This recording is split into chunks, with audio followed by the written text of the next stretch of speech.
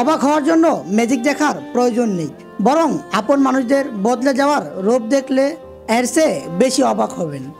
মুখে মুখে আপন আপন তো অনেকেই বলে, কিন্তু কে আপন সে তো সময় বলে দেয়। যে থাকার এমনিতেই থাকবে, এটা সম্পূর্ণ ভুল ধারণা। যদি হাতে অর্থ থাকে, সবাই থেকে যায় সব সময়। মানুষ সাধারণত দুইটি কারণে পরিবর্তন হয়। এক, যখন সে অনেক কিছু শিখে। দুই, আর যখন সে অনেক কষ্ট পায়। মনের কথা আর মনের ব্যথা বুঝে যেইজন, সেই তো তোমার প্রকৃত আপনজন। আয়নায় চেহারা দেখার ইচ্ছাটা ওই সময় থেকেই ছেড়ে দিয়েছি, যখন টাকার অভাবে ছোট ছোট ইচ্ছে স্বপ্নগুলো পূরণ হয়নি।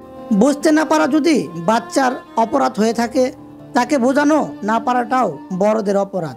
নিজের হতাশার জন্য কখনো অন্যকে দায়ী করো না, বরং নিজেকে দায়ী করো অন্যের থেকে অতিরিক্ত আশা করার জন্য। কাউকে ক্ষমা করে মহৎ হয়ে যাও, কিন্তু দ্বিতীয়বার বিশ্বাস করে বোকা হয়েও না। আজ তুমি অনেক ব্যস্ত, কালো কি থাকবে?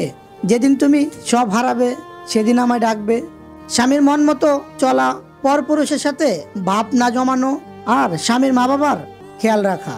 সময়ের সিদ্ধান্ত সময় না নিতে পারলে পরে আফসোস করা ছাড়া আর কোনো উপায় থাকে না।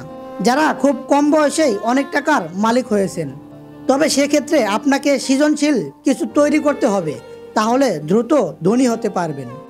শিক্ষা অনেকেই পায়, কিন্তু সুশিক্ষিত সবাই হতে পারে না। বাবা গরিব কিংবা ধনী যাই হোক, সন্তানে কোনো চাহিদার কমতি বাবারা রাখেন না।